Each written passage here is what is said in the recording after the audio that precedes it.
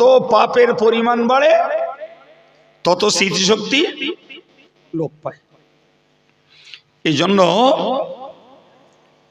হযরত ইমাম শাফি রহমতুল্লাহ আলাইহি যখন তার ওস্তাদ হযরত ইমাম ওয়াকি রাহিমাহুল্লাহর কাছে বলেছিলেন, ইমাম শাফির উক্তি শাকাউতু ইলা ওয়াকিইন বিসুই হিফজি, হযরত ইমাম শাফি তার ওস্তাদ ইমাম ওয়াকির কাছে বললেন, আমার স্মৃতিশক্তি খারাপ হয়ে গেছে, আমার স্মৃতিশক্তি কমে গেছে। ফাউসানি বিতারকিল মাআসি, তো আমার ওস্তাদ ওকি আমাকে বললেন গুনার কাজ ছেড়ে দাও। কি ছাড়ো? জোরে বলেন, কি ছাড়ো? অনেকে বলে বড় বুড়ো হয়ে গেলি, বয়স হয়ে গেলি, ব্রেনের তেজ কমে যায়, পড়ে পড়ে আর মুখস্থ থাকে না। ভাই এই ব্রেনের তেজ ওই বুড়ো হয়েছে তাই কমিনি বাপ, ভিতরের রহস্য হলো বুড়ো হয়েছে মানে পাপের পরিমাণ বেড়ে গেছে। ব্যাপারটা বুঝতে পারলাম? পাপের পরিমাণ বেড়ে গেছে, ফলে ব্রেনের ঝিল্লির উপরে স্পট পড়ে গেছে, ওতেই তেজ কমে গেছে। কথা বুঝতে পারছেন কি? হ্যাঁ প্রিয় ভাইরা আমার, কেন বললাম কথা? উপলব্ধি করুন, উপলব্ধি করুন। আমি অন্ধ ছেলেকে পড়িয়েছি, অন্ধ ছেলেকে পড়িয়েছি, তো সেখান থেকে আমার অভিজ্ঞতা। ছেলেটি এলো, হুজুর পড়াটা বলে দেন, তো বলে দেওয়া হলো। খানিকক্ষণ এই মাথাটা কাত করে চুপ মেরে বসে থাকবে, থেকে বলবে হুজুর আরেকবার বলে দেন। আরেকবার বলে দেওয়া হলো, ওর পড়া মুখস্থ হয়ে গেল। হুজুরের ভুল হলি ওর ভুল, হুজুর যদি ভুল না হয় ওর ভুল নাই। এ যেন চুম্বকের লোহার আকর্ষণ। আমি অবাক হয়ে গেলাম, অবাক হয়ে যেতাম যে একবার শুনলো, শোনার পরে ঘাটটা কাত করে একটুখানি বসে থাকলে, থেকে বললে হুজুর আর একবার বলে দেন, ওর পড়া অতি মুখস্থ। আচ্ছা, যে আল্লাহ এই অন্ধের এতটা পরিমাণ স্মৃতিশক্তি দিয়েছেন, ওই আল্লাহ তার নবীরে বললেন ফাইদা করানাহু ফাত্তাবি কোরআনা, জিবরাইল যখন পড়ে তুমি কোরআনটাকে শুধু ফলো করো, অর্থাৎ একাগ্র চিত্তে মনোযোগের সঙ্গে শোনো। সুম্মা ইন্না আলাইনা বায়ানা, এরপরে আমি আল্লাহ দায়িত্ব গ্রহণ করলাম তোমার জবান দ্বারা ওর বর্ণনা করে দেওয়ার জন্য। পৃথিবীর দ্বিতীয় একটি কিতাবের রেকর্ড নেই এক্সেপ্ট কোরআন। কোরআন ছাড়া অল ওয়ার্ল্ডের দ্বিতীয় একটি কিতাবের রেকর্ড নেই যে কিতাবটি ভাই স্যার পড়ে দিয়ে গেল আর স্টুডেন্ট শুনে নিল আর পরক্ষণেই হুবহু কোড মেমোরি করে দেবে, সঙ্গে সঙ্গে সেটাকে উগরে দেবে। ইট ইজ ইম্পসিবল, অসম্ভব, রেকর্ড নেই ভাই। কিন্তু আল্লাহ পাকের নিয়ামত, কোরআনের বরকত, আল্লাহর রহমত, এই রেকর্ড প্রচুর, এই রেকর্ড প্রচুর। কখনো শুনে থাকলে স্মরণ হোক, শুনে না থাকেন শুনে নেন। হযরত ইমাম মুহাম্মদ রহমতুল্লাহ আলাইহি তার উস্তাদ হযরত ইমাম আযম আবু হানিফা রাহিমাহুল্লাহ হুজুরের কাছে হাদিস পড়তেন, ফিকহের মসলা শিখতেন। একদিন ইমাম আবু হানিফা হুজুর ইমাম মুহাম্মদকে বললেন কোরআন শরীফের একটা আয়াত দেখার ব্যাপারে বা কোথায় আছে তার তথ্য নেয়ার ব্যাপারে। ইমাম মুহাম্মদ বললেন হুজুর আমি হাফেজে কোরআন নই। কি বললেন? আমি কোরআন মুখস্থ করিনি হুজুর। ইমাম সাহেব হুজুর বললেন যে এই ফিকহ পড়ার জন্য, হাদিস পড়ার জন্য কোরআনের হাফেজ হলে ভালো হয়। একটা আক্ষেপ, কি বললাম, এটা একটা আকাঙ্ক্ষা, একটা আক্ষেপ। আল্লাহু আকবার। ইমাম মুহাম্মদ রাহিমাহুল্লাহ এরপর থেকে একদিন, দুদিন, 3 দিন, 4 দিন, 5 দিন, 6 দিন, 7 দিন অ্যাবসেন্স, আসেননি। 7 দিন পরে তিনি এলেন। 7 দিন পরে আসতে হুজুর জিজ্ঞাসা করলেন, বাবা কোথায় ছিলেন? ইমাম মুহাম্মদ রাহমাতুল্লাহ আলাইহি বললেন, হুজুর আমি হাফেজে কোরআন হচ্ছিলাম। ইমাম সাহেব হুজুর ভেবেছেন যেহেতু 7 দিন গেছে কিছু মুখস্থ হতে পারে। কথা বোঝা গেল কি? 7টা দিন যখন গেছে কিছু মুখস্থ হতে পারে। তো হুজুর বললেন, কতটা হয়েছে বাবা? তো ইমাম মুহাম্মদ বললেন, হুজুর গোটা কোরআন মুখস্থ হয়ে গেছে। একটু মন খুলে বলেন। ইমাম সাহেব হুজুর হতবাক হয়ে গেলেন যে বাবু সমগ্র কোরআন মুখস্থ? বললে জি। ভাই ইমাম মুহাম্মদ রাহমাতুল্লাহ আলাইহি তিনি কোরআনটাকে হেফজ করেছেন মাত্র 7 দিনে। আপনি বলেন, সাধারণ স্মৃতিশক্তির অনুযায়ী যদি কিছু মুখস্থ করতে যাওয়া হয় তো কোনো পড়ুয়া ছাত্র কিংবা শিক্ষক কেউ বলবেন না যে কোরআনের মতন একটি কিতাব 7 দিনে এ টু জেড নির্ভুল, একটা নোক্তা বাদ যাবে না, জের জবর বাদ যাবে না, মুখস্থ করে ফেলবে। এটা কখনো জাগতিক ব্রেনের পাওয়ার নয়। এতে নিশ্চিত আলাদা কোনো শক্তি কাজ করেছে। ফলে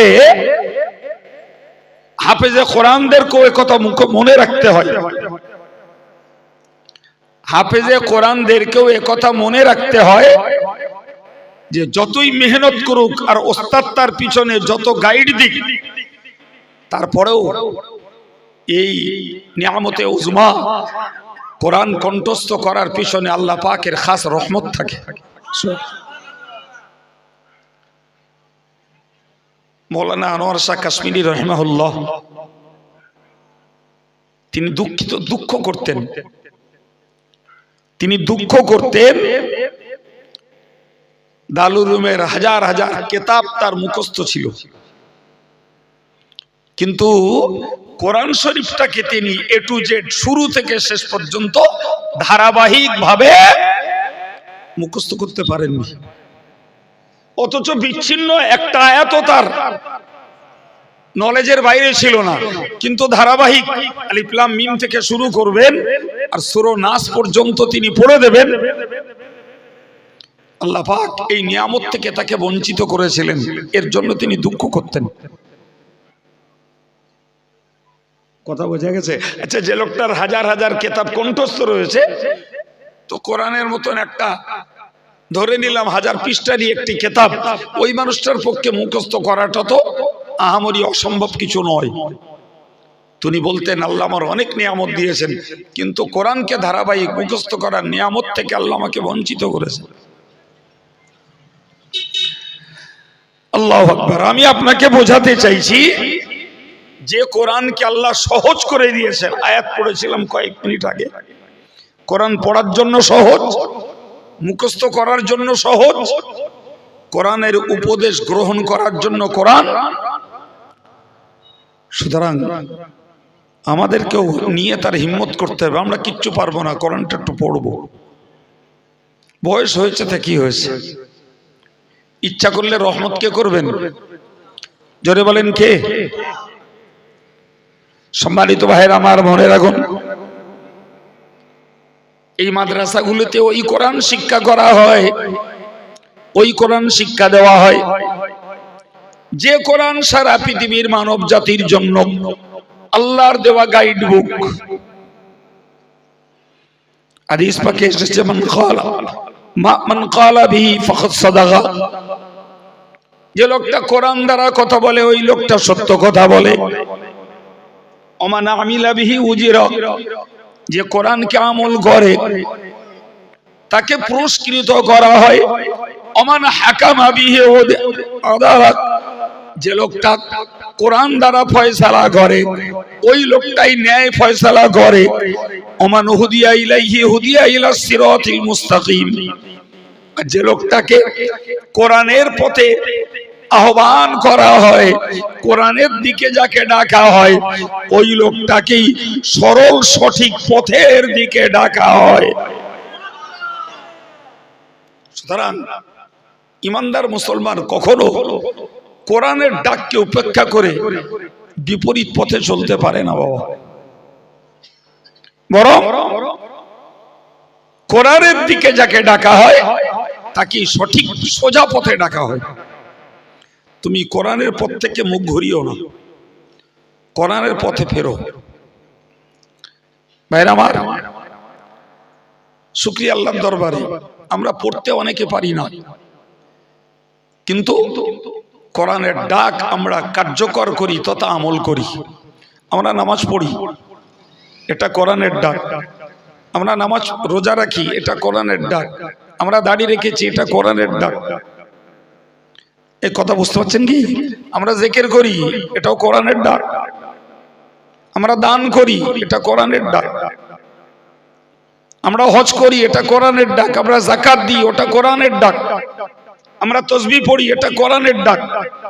সুতরাং শুকরিয়া আল্লাহর দরবারে আমরা হয়তো কোরআনটাকে অনেকে থ্রো পড়তে পারি না, কিন্তু অজনসিয়া শুনে শুনে কোরআনের ডাকের সঙ্গে আমাদের জীবনটাকে গড়ছি যারা, এর জন্য আল্লাহ পাকের শুকরিয়া আদায় করে বলতে হয় আলহামদুলিল্লাহ। কিন্তু দুর্ভাগ্যবান তারাই, কপাল পোড়া তারাই যারা ইসলামের ঘরে জন্ম নিল, নিজেরা সাধারণ শিক্ষিত হলো, অর্থশালী হলো, এবং তারা প্রতিষ্ঠিত হলো, অথচ কোরআন পড়তেও জানলো না, কোরআনের ডাককে কার্যকর করে জীবনটা আমলের জীবন তৈরিও করলো না। এরাই তো দুর্ভাগ্যবান, এবং তারা অন্য কেউ নয়, তারাও তো আমাদের সমসাথী, কলেমার ভাই, না কি বলবেন? এদের জন্যই দুঃখ। জি ভাই, হিংসা করার লোক আছে, গীবত করার লোক আছে, চুগলি করার লোক আছে, অহংকার করার লোক আছে, বড়াইত্ব করার লোক আছে, কিন্তু গুণের মানুষের বড় অভাব। গুণের মানুষের বড় অভাব। সুতরাং এই মাদ্রাসার শিক্ষা ব্যবস্থা এটি ইহকাল পরকালে শান্তির একটি ওসিলা। এ শিক্ষা ব্যবস্থা আমলের জীবন গড়ার ওসিলা। এ শিক্ষা ব্যবস্থা মানুষের মতো মানুষ হওয়ার একটা ওসিলা। এ শিক্ষা ব্যবস্থা আল্লাহর প্রিয়, নবীর প্রিয় বান্দা এবং উম্মত হওয়ার একটা ওসিলা। এ শিক্ষা ব্যবস্থার জীবন গড়া জাহান্নাম থেকে বাঁচার এবং জান্নাতে যাওয়ার একটা ওসিলা। সুতরাং কোন অংশে আমরা এই শিক্ষা ব্যবস্থা থেকে মুখ ফিরিয়ে নেব না, বলুন ইনশাআল্লাহ। একবার দুরূদ শরীফ আল্লাহু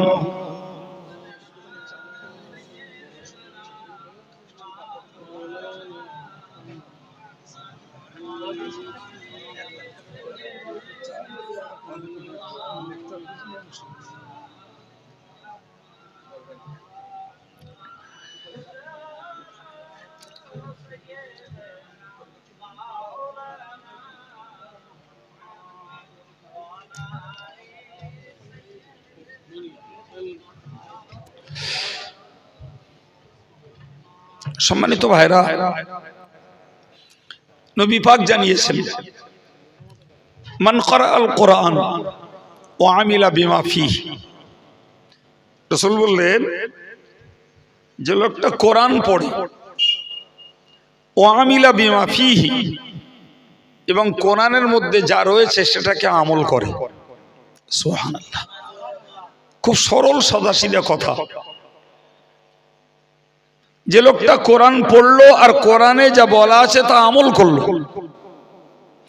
তাহলে আমরা দেখতে পেলাম আমাদের দায়িত্ব দুটি, একটি হলো পড়া আর একটি হলো কাজে লাগানো। তো আমি আগেই বলেছি আমাদের একদল ভাইরা মায়েরা তারা কোরআন পড়তে পারে না, কিন্তু আমলওয়ালা যারা তারা মাশাআল্লাহ আমলটা করে। রাসূল বললেন যে লোকটা পড়ে এবং আমল করে, উলবিসা ওয়ালিদাহু তাজান ইয়াউমাল কিয়ামাহ, তার পিতামাতাকে কিয়ামতের দিনে মাথায় মুকুট পরানো হবে, টুপি পরানো হবে। দাউহু আহসানু মিন দাউই শামস, যে টুপির সৌন্দর্য আকাশের দীপ্তিমান তেজস্বী সূর্যের তুলনায় আরো বেশি জ্যোতিষ্ক। আচ্ছা, আজ পর্যন্ত শুনেছেন যে কোরআন পড়ার আমল করা বাইরে পৃথিবীর কোন বই পুস্তক আছে যেটা পড়লে বা বাচ্চাদের পড়ালে কিয়ামতের দিনে নূরের টুপি মাথায় উঠবে? আর এ কথা তো তার কথা, জি, চিরসত্যবাদী নবীর কথা, যাকে কুফারে মক্কারাও বিশ্বস্ত এবং সত্যবাদী বলে জানত। সম্মানিত ভাইরা আমার, মনে রাখুন, কোরআন পড়া এবং কোরআন আমল করা, যে ছেলে পড়বে এবং আমল করবে তার বাপ মায়ের মাথায় নূরের টুপি উঠবে। সেই ঘুরিয়ে বলতে হয়, এই এত বড় মহামূল্যবান সম্পদ, এটা হাই স্কুল কলেজ ইউনিভার্সিটিতে পড়ানো হয় না বাবা।